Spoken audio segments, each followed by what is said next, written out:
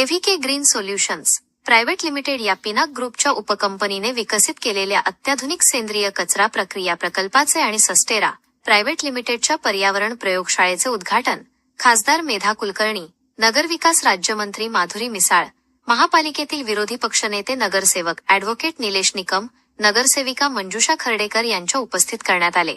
शहरे आणि गावांमध्ये दिवसेंदिवस वाढत असलेल्या जैवविघटनशील घनकचऱ्याचे व्यवस्थापन सध्या मोठी समस्या बनली आहे. या पार्श्वभूमीवर पेटंट प्राप्त मायक्रोब्सच्या सहाय्याने नियंत्रित अनएरोबिक कंपोस्टिंग तंत्रज्ञानाद्वारे कचऱ्यावर प्रक्रिया करणे हा त्याच्या व्यवस्थापन क्षेत्रात एक प्रभावी आणि शाश्वत पर्याय ठरला आहे. देशातील अशा प्रकारचे हे पहिलेच संशोधन आहे. GVK green solution private limited यांनी ही नवीन टेक्नॉलॉजी आणलेली आहे. आपण बघतच असाल की कचऱ्यापासून सेंद्रिय खत हे बनवलं जातं, खूप साऱ्या ठिकाणी बनवलं जातं, पण ह्यांच्या ज्या टेक्नॉलॉजी आता त्यांनी जी इंट्रोड्यूस केली त्याच्यामुळे खताची क्वालिटी पण खूप बेटर आहे असा त्यांनी आता सांगितलेलं आहे. पाषाणला त्यांचा प्रकल्प चालू आहे.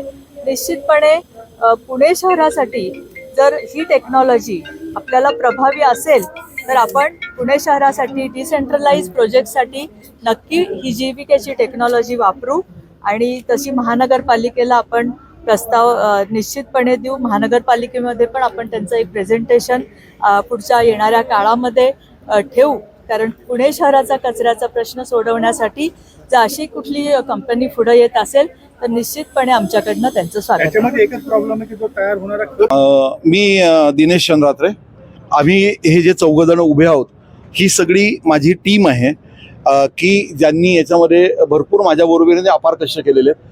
माझी अर्धांगिनी सौ कीर्ती चंद्रात्रे, माझी मुलगी मैथिली चंद्रात्रे आणि आमची एव्हीके ग्रीन सोल्युशनची एक्झिक्युटिव्ह डायरेक्टर अनुषा कुलकर्णी.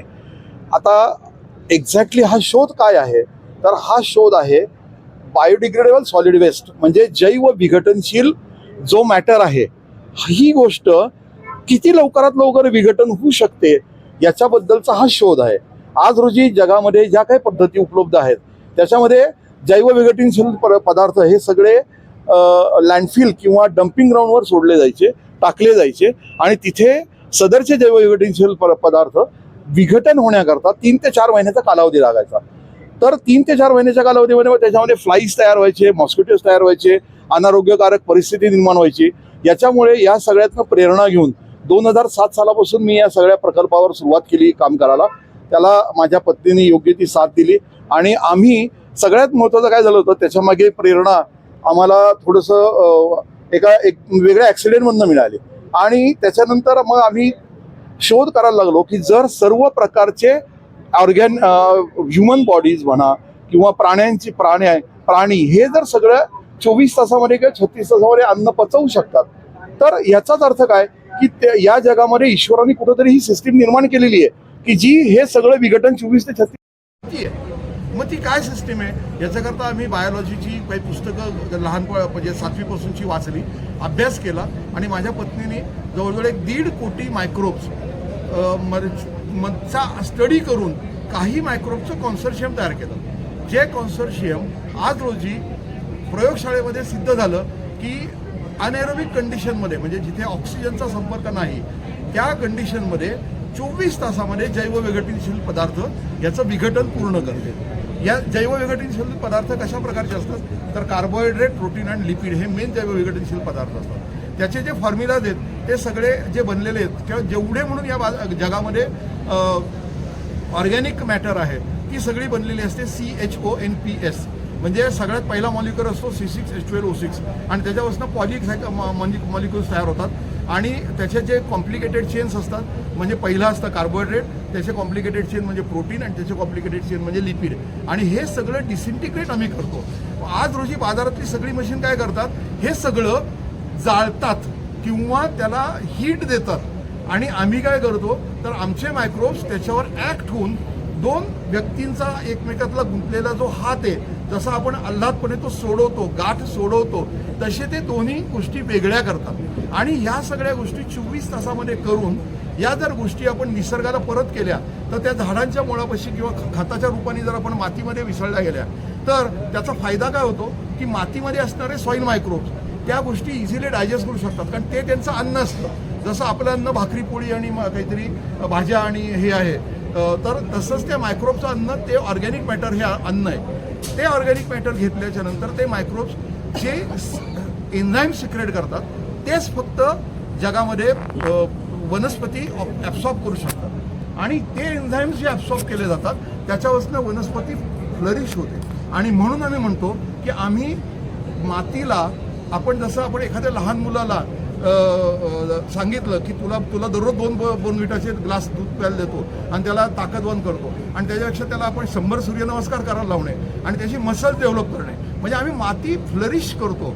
माती ही ऑर्गॅनिकली साऊंड होते, ती ताकदवान होते, ती परत कधीच त्याचा पोत बिघडला जात नाही, म्हणजे त्याचा पोत सुधारतो जमिनीचा. आपण जे मराठी भाषेमध्ये पोत म्हणतो तो जमिनीचा पोत सुधारण्याचं काम आम्ही करतो. डिरेक्टर आहे AVK ग्रीन सोल्युशन्स प्रायव्हेट लिमिटेडमध्ये. सो आजचा जो कार्यक्रम झाला तो बेसिकली AVK प्लांट्स अँड मशीन्सचं उद्घाटन आणि सस्टेरा एन्व्हायरमेंटल लॅबचं उद्घाटन ह्याचा कार्यक्रम झाला. आमचं जे आमच्या ब्रीदवाक्यावरती 1 मिनटं फक्त बोलते.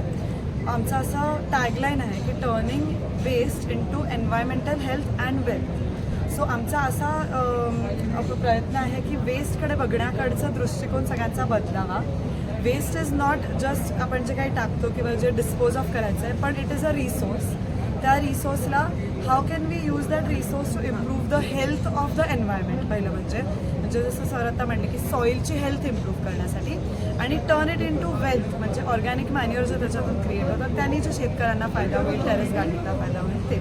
So turning environmental waste into health and wealth हे आमचं टॅगलाईन. आणि यासाठी आम्ही मी डॉक्टर कीर्ती चंद्राद्रे टेक्मा म्हणून कुठली टेक्मा डायरेक्टर आहे. तर मला मेनली काय सांगायचं आहे की आमची टेक्नॉलॉजी जी आहे ती ॲक्मा म्हणून जी कन्सोर्शियम ऑफ मायक्रोब्स वापरते आणि त्याच्यानंतर 24 ते 36 तासामध्ये ऑर्गॅनिक मॅन्युअर तयार करते कुठल्याही अन्नापासून. हां